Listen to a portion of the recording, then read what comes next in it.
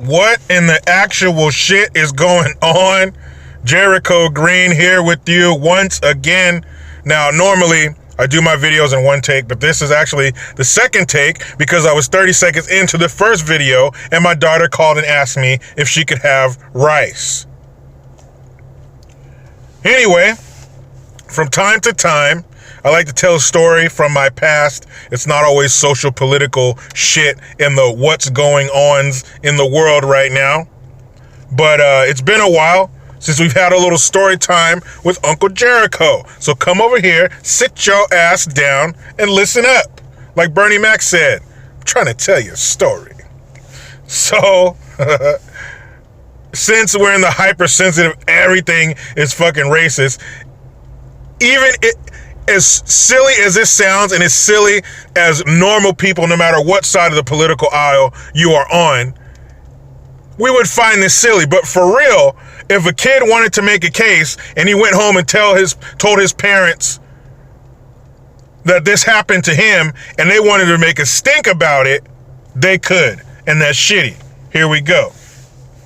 Let's set the scene. 1990.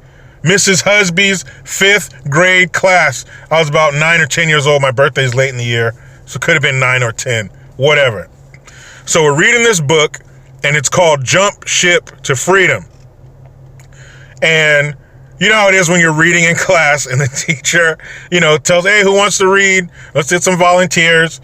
And, I was one of those kids that always put my hand up and the teacher would go, no, anything or anybody but him. You've already read.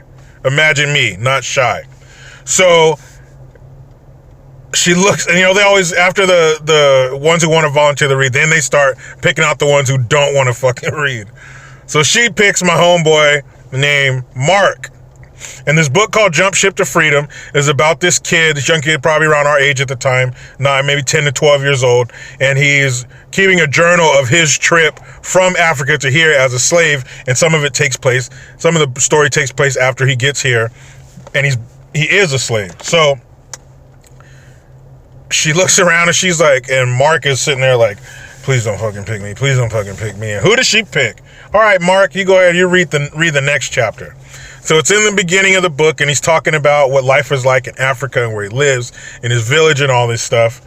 And there comes a sense where he goes, I'm from the country of, now we know this country, Niger, it's pronounced Niger, right? But in the mind of a nervous 10-year-old, it could be pronounced as something else. So Mark goes, I'm from the country of Niger.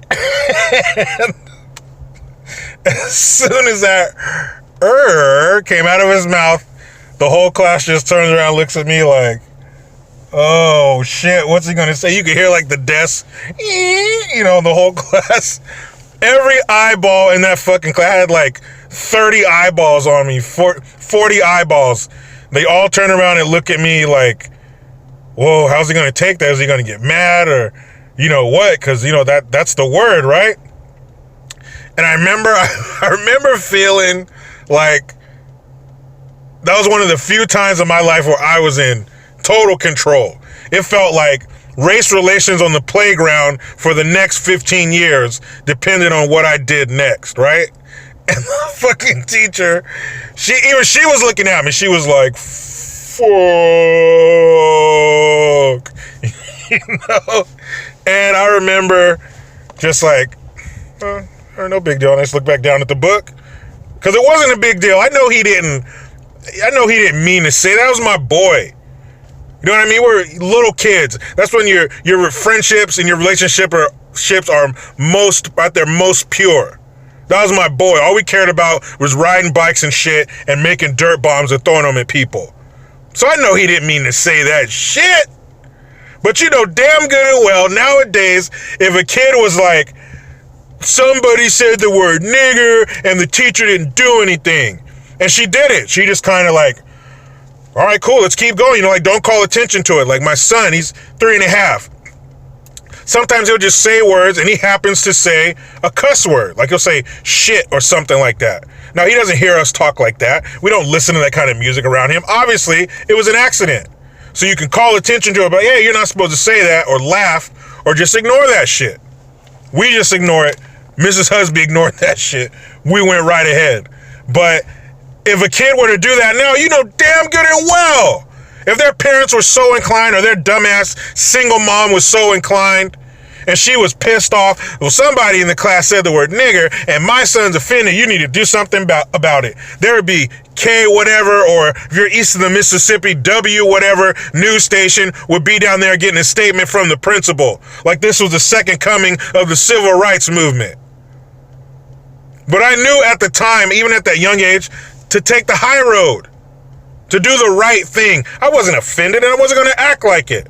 But believe me, everybody turned around and looked at me like, here it is, this is it. And I remember just like, no big deal. And I looked back down. And then once he started reading the rest of that paragraph, you know, all right, everything's cool, nothing's going to happen. We went on with the story. But that's it. You know, I was thinking about it, telling somebody that. I was like, man, I need to tell this shit on my channel. It was a funny ass story because he said, I'm from the country. And like, he even said it like, I don't want to say this, but this is what's on the page in front of me, so I gotta say this shit. He said, I'm from the country. You can always hear him go, nope, nigger. Man, that shit was hilarious. I will never forget it. Mark S., you know who you are. And actually, funny story about that, fast forward a couple years later, we're in junior high school. I'm like, hey, Mark, I'll come by your house after school. He's like, nah, man, you can't. My grandma, she's German and she's racist as fuck and you can't come to the house.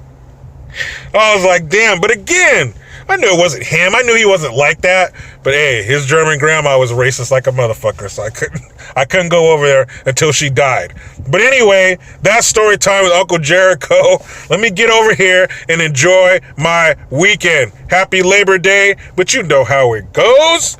I try to be done with the left, but they just won't let me. Please subscribe, hit the notification bell, utilize the PayPal link and the Teespring link to get your green gear. I am Jericho Green.